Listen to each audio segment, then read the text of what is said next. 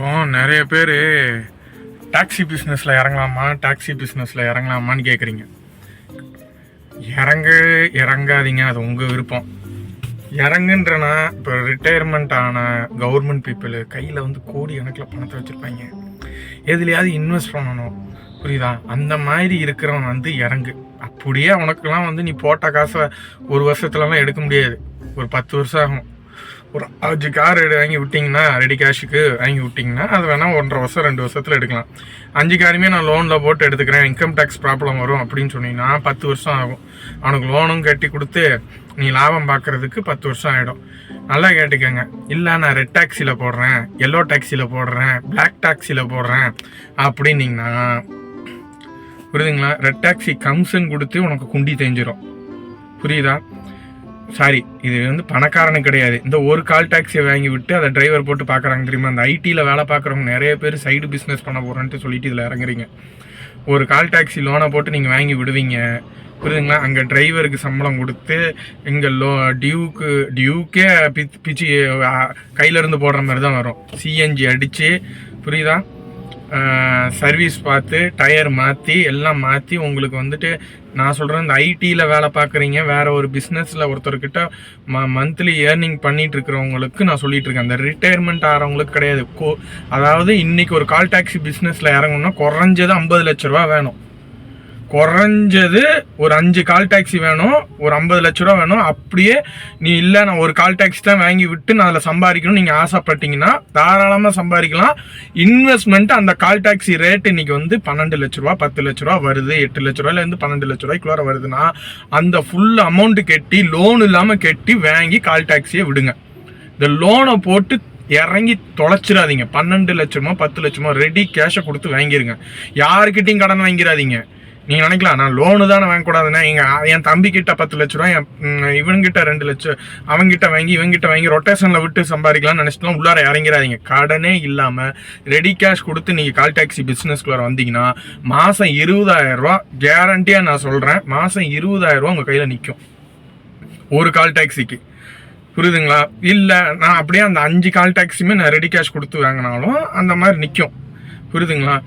ஆனால் இன்றைக்கி நான் சொல்கிறேன், ரெடி கேஷ் கொடுத்து நீங்கள் வந்தீங்கன்னா 20,000 ரூபா நிற்கும். இல்லை நான் லோனு போட்டு இறக்கி நீங்கள் வாங்கினீங்கன்னா குண்டி கழுவுறதுக்கு பேப்பர் கூட வாங்க முடியாதுடா. லோன் போட்டு வாங்கினீங்கன்னா மாதம் எண்டில் டிரைவர் சம்பளத்துலேருந்து வண்டி ஓடுறது பிரச்சனை இல்லை, வண்டி ஓடுதோ ஓடலையோ வண்டிக்கு சிஎன்ஜி அடிக்கணும், லோனு கட்டணும். நல்லா கேட்டுக்கோ, இது ரெண்டும் பண்ணணும்.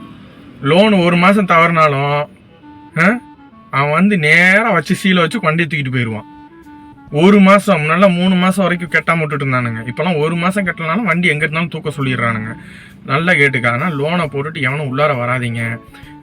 நீங்கள் இல்லை நான் அந்த எல்லோ டாக்ஸியில் போட போகிறேன், பிளாக் டாக்ஸியில் போட போகிறேன், சிவப்பு டாக்ஸியில் போட போகிறேன்ட்டு போனீங்கன்னா இன்றைக்கி நான் சொல்கிறேன், அவன் கமிஷனு 100க்கு 20 ரூபா கமிஷன் வாங்குறான். 100க்கு 20 ரூபானா டிரைவர் சம்பளம் 30 ரூபா, 100க்கு 30 ரூபா கமிஷன். அப்போது 50% கமிஷனில் போகுது. அது போக இந்த 50% விட்டுரு. இப்போ 100க்கு 50% எப்படி போகுது? டிரைவருக்கு 30% போயிடும், சிகப்பு டாக்ஸிக்கு 20% போயிடும். அப்போது 100ல் 50 ரூபா கமிஷனே போயிடுது. சிஎன்ஜி 20 ரூபா, 100க்கு ஒரு 10 ரூபா போடும். சிஎன்ஜி 60 ரூபா போயிடுச்சா? 40 ரூபா நிற்கிதா? 40 ரூபாயில் இன்னும் இருக்குது. வண்டி தேய்மான செலவுக்கு ஒரு 5 ரூபா எடுத்து வை. வெறும் 5 ரூபா தான் எடுத்து வைக்க சொல்கிறேன். வெறும் 5 ரூபா எடுத்து வை. திருப்பி நீ லோனுக்கு ஒரு 20 ரூபா எடுத்து வை. எவ்வளோ போச்சு? 40 ரூபாயில் 25 ரூபா போணுச்சுன்னா பேலன்ஸ் 15 ரூபா நிற்கும். 15 ரூபாயில் நீ எடுத்து ஜோப்பில் வைக்கணும்னு நினச்சின்னு வையேன். அந்த காசு நீ கடைசியில் பார்த்தீங்கன்னா ஒரு 100க்கு 15 ரூபா கணக்கு போட்டிங்கன்னா 1000 ரூபாய்க்கு எவ்வளோ ஆச்சு? 150 ரூபாயாச்சு. ஒரு நாளைக்கு 4000 ரூபாய்க்கு வண்டி ஓடுதுன்னு வை. 1000 ரூபாய்க்கு 150 ரூபா உனக்கு நின்றுச்சுன்னா 4000 ரூபாய்க்கு வண்டி ஓடுனுச்சுன்னா எவ்வளோ நிற்கும்? 600 ரூபா நிற்கும், புரியுதா? 600 ரூபா நிற்கும். மாதம் எவ்வளோ நிற்கும்? கணக்கு போடு. 15 ரூபாயிலேருந்து 18 ரூபா வரைக்கும் நிற்கும். ஆனால் இதெல்லாம் நீ இப்படின்னு நினச்சிட்டு வருவேன். சிகப்பு டாக்ஸிக்காரன் என்ன பண்ணுவானா, நீ உள்ளார வந்த உடனே உனக்கு கொடுக்குற மாதிரி கொடுத்துக்கிட்டே இருப்பான், புரியுதா? தொங்கமையில லொட்டு திங்குறீங்களா அப்படின்னு ஊட்டிகிட்டே இருப்பான், புரியுதா? கடைசியில் நீங்கள் ஒரு 6 மாதம் கழிச்சு அப்படியே டவுன் பண்ணுவான். அப்படியே டவுன் பண்ணுவான். வாடகை கம்மி, வாடகை அப்படியே இன்றைக்கி 4000 ஓடிட்டு இருந்த வண்டி 2000 ஓடும், 3000 ஓடும், திருப்பி 2000 ஓடும். இப்படி மாறி மாறி ஓடிட்டே இருக்கும். திருப்பி 1.5 வருஷம் கழித்து 2000 தான் ஓடும். அதுக்கு மேலே இவ்வளோ முக்குனா கூட சத்தியமாக 2000 தாண்டாது. புரியுதா? அதனால் கரெக்டாக அந்த 1.5 வருஷம் கழித்து உன்னோட புது வண்டி பல்ல காமிக்கும். ஏதாவது ஒரு விஷயத்தில் ஒன்று கிளச்சு பிளேட்டு மாற்றணும்னு வைக்கும், இல்லை கீர் பாக்ஸ் மாத்திர வேலை வைக்கும், இல்லை 4 டயருமே கழட்டிட்டு மாட்டணும். புரியுதா? அன்னைக்கு வரும்பார் பேக்கில் இருந்து ரத்தம். பைல்ஸில் கூட அவ்வளோ ரத்தம் வராது, அதை விட ஜாஸ்தியாக ரத்தம் வரும். சரியா? அதனால் எதில் இன்வெஸ்ட் பண்ணுறதுன்னு யோசிக்காமல் நகையில் இன்வெஸ்ட் பண்ணுங்கள், லேண்டில் இன்வெஸ்ட் பண்ணுங்கள். புரியுதா? இந்த ஆடம்பரத்துக்காக என் பேரில் ஒரு 10 டாக்ஸி ஓடுது. ஒக்கால ஓடி பார்த்தா ஒரு டாக்ஸி தான் ஓடிட்டு இருக்கோம். என் பேரில் 10 கால் டாக்ஸி ஓடுது அப்படி இப்படின்னு பந்தா விட்டுட்டு நான் பார்த்தா ஒரு டாக்ஸி தான் ஓடும். அதுக்கே டியூ கையிலேருந்து போட்டு கட்டிகிட்டு இருப்பேன். இதெல்லாம் இந்த ஆடம்பரத்துக்கெலாம் ஆசைப்படாத. உன் கையில் காசு இருந்துச்சா ஊர் முனையில் போய் ஒரு இடத்த வாங்கி போடு. உன் பசங்களோட காலத்தில் அதை வாங்கி விற்கலாம். மக்களை வழி இந்த கால் டாக்ஸி பிஸ்னஸ்க்குள்ளார அவன் உள்ளார வந்துடுறீங்க. எனக்கு வேலை பார்க்குறதுக்கு வலிக்குது, அது வலிக்குதுன்னுட்டு இங்கே வந்து நாயா படணும்டா, சாவணும்டா. இன்னைக்கு நான் அங்கேருந்து சென்னை போகிறேன்னு வையே, ரிட்டன் நான் வந்தால் தான் உறுதி. வர்ற வழியில் லாரிக்காரன் தூக்கத்தில் கொண்டு வந்து நேராக சுன்னிக்கு நேராக விட்டான்னு விட்டா அவ்வளோதான், மர்கையாதான். புரியுதா? எங்கள் பொழப்பெல்லாம் நாரி போய் கிடக்குதுரா தம்பி. எல்லாரும் படிச்சுட்டு எல்லாம் பார்த்தினா 1 டிகிரி முடிச்சுட்டு வரீங்க. டே நான் +2 ஃபெயில் ஆகிட்டேன்டா. கெமிஸ்ட்ரியில் அட்டெம்ப்ட் அடித்து வேறு எங்கேயும் போகிறதுக்கு வழி இல்லாமல் இந்த பிஸ்னஸில் வந்து உட்காந்துருக்கேன்டா. புரியுதா? நான் வந்துட்டு இதில் வந்தால் சம்பாதிக்கணுட்டுலாம் நான் வந்துட்டு நீ சம்பாதிக்கணும்னு நினச்சியா நான் மற்றவங்கள மாதிரி அழகாக இடத்த விட்டுருவேன். பாரு, கோயம்புத்தூரில் இருக்கிறேன். கோயம்புத்தூரில் வந்துட்டு ஒரு காலத்தில் வெறும் 3000 வண்டி ஓடிட்டு இருந்தது. இன்றைக்கி 52,000 வண்டி ஓடுதாம்மா. 52,000 வண்டி. புரியுதா?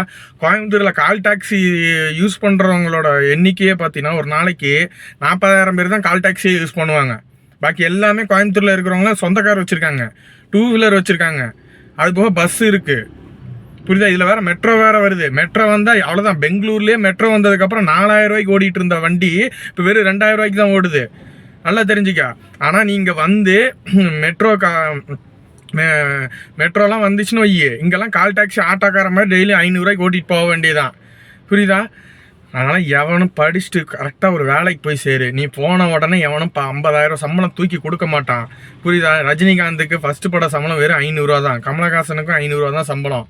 அதுக்கப்புறம் தான் கோடியில் இருந்துச்சு. நல்லா கேட்டுக்கோங்க. நான் எனக்கு எடுத்த எடுப்புலேயே 50,000 சம்பளத்தில் தான் வேணும் அப்படின்னு நீ நினச்சி போனீங்கன்னா எங்கேயும் கிடைக்காது. ஃபஸ்ட்டு போய் 1 வருஷம் உன்னோட எக்ஸ்பீரியன்ஸ் ஆகி அந்த கம்பெனியில் பேப்பர் போடு, வெளியில் வா, இன்னொரு கம்பெனியில் போய் ஜாயின் பண்ணு, இன்னொரு கம்பெனியில் ஜாயின் பண்ணி அங்கே வந்து உன்னோட எக்ஸ்பீரியன்ஸை பில்ட் பண்ணு. திருப்பி ஒவ்வொரு கம்பெனியை மாறி மாறி உன்னோட எக்ஸ்பீரியன்ஸை பில்ட் பண்ணி இப்போ நான் இவ்வளோ இதெல்லாம் பேசணும்னு அறிவில்லை.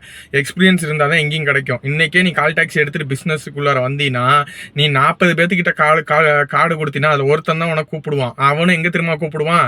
ஒக்கால வழி. எந்த கால் டாக்ஸியும் புக் பண்ணி எவனும் வந்திருக்க மாட்டான். புரியுதா? எவனும் வந்திருக்க மாட்டான். அவன் வந்து இப்போ எங்கன்னா இப்போ கோயம்புத்தூர் காந்திபுரத்தில் பிக்கப் பண்ணி பாப்பநாயக்கம்பாளையம் ட்ராப் ஆகிருக்கும். சின்ன இதுதான். எல்லா ஆப்லையும் புக் பண்ணியிருப்பான். சின்ன வாடகை 2 கிலோமீட்டர் வாடகைன்னு எவனும் எடுத்துருக்க மாட்டான். அவனை கூப்பிட்டுருப்பான். நீ உடனே ஐயோ அந்த கஸ்டமரை விட்டுறக்கூடாதுன்னு 5 கிலோமீட்டர் 6 கிலோமீட்டர் எம்டி அடிச்சுட்டு வந்து அந்த கஸ்டமரை எடுத்து கொண்டு போய் இறக்குவேன். அவன் லாங் வாடகையாக கொடுப்பான்னு குத்த வச்சு உட்காந்துருப்பேன். நல்லா கேட்டுக்கோ, கொடுப்பான்னு குத்த வச்சு உட்காந்துருப்பேன். வாயிலே கொடுத்துட்டு போயிடுவான். லாங் வாடகைக்கு இன்னொரு ஃபாஸ்டாகோ இல்லை ரெட் டாக்ஸியோ ஏதோ அவனை கூப்பிட்டு அவனுக்கு எது கம்மியான ரேட்டோ அதில் வச்சு செஞ்சுட்டு போயிட்டே இருப்பான். புரியுதா? வாங்கிட்டே ரேட்டை வாங்கிப்பான், அங்கேயும் ரேட்டை வாங்கிப்பான். நீ கண்டிப்பாக அவனுங்களை விட எக்ஸ்ட்ரா தான் சொல்லுவேன். ஏன்னா அவனுக்கு ஓட்டி கொடுத்துருக்கில்ல, எம்டி அடிச்சு அந்த எம்டி காசுலாம் ஈக்குவல் பண்ணுறதுக்கு ஏதாவது ஒரு இடத்துல அவனுக்கு எக்ஸ்ட்ரா தான் போடுவேன். அவன் கம்பேர் பண்ணிட்டு எது சீப் அண்ட் பெஸ்ட்டாக இருக்கோ அதில் ஓடிடுவானுங்க. தயவு செஞ்சு சொல்கிறேன், தயவு செஞ்சு இதுக்குள்ளார வந்துடாதீங்க. படிச்சுட்டு இந்த +2 முடிச்சுட்டு ஏதாவது பண்ணிட்டு வந்துடாதீங்க. எவ்வளவோ வேலை இருக்குது. சொந்த காலில் நிற்கணும் ஆசைப்படாதீங்க. சொந்த காலில் நிற்கணும். ஆனால் இன்வெஸ்ட்மெண்ட்டுக்கு நம்ம கையில் இருந்து காசு எங்கேயும் கடன் வாங்காமல் உள்ளார போடணும். நிறைய பேர் சொந்த காலில் நிற்கிறீங்க. நான் உங்களை சொந்த காலில் நிற்கிறத பற்றி நான் தப்பே சொல்லலை. இன்வெஸ்ட்மெண்ட் வந்து உங்கள் கையில் இருக்கணும். உங்கள் கையில் 1 லட்சமோ 2 லட்சமோ கையிலேருந்து இன்வெஸ்ட்மெண்ட் போடணும். ஒரு திருட்டு தொழில் பண்ணுறவங்க கூட கையிலேருந்து தான் இன்வெஸ்ட்மெண்ட் போடுறான். புரியுதா? நல்லா கேட்டுக்க. கையிலேருந்து எந்த இன்வெஸ்ட்மெண்ட்டும் இல்லாமல் எல்லாமே கடனுக்கு வாங்கி நீ இன்வெஸ்ட் பண்ணினா அந்த தொழில் ஃபெயிலியராக தான் ஆகும். இதோட இந்த வீடியோவை முடிச்சுக்கிறேன். இந்த மாதிரி நிறைய வாழ்க்கைக்கு பயனுள்ள வீடியோவாக வரும். அதில் வந்து டெய்லி ஒரு 15 நிமிஷம் இந்த டின் வாய்ஸ் பேரில் இந்த ராம்குமார் உங்ககிட்ட பேசுவான். பிடிச்சிருந்தா என்னை லைக் பண்ணு, சப்ஸ்கிரைப் பண்ணிக்க. பிடிக்கலையா வீடியோ ஸ்கிப் பண்ணிட்டு போயிட்டே இருங்கப்பா. வேறு எவ்வளோ தொப்புள் காமிச்சிட்டு ஆடுவா, அவளை போய் பார்த்துக்கோங்கப்பா. நன்றி, வணக்கம்.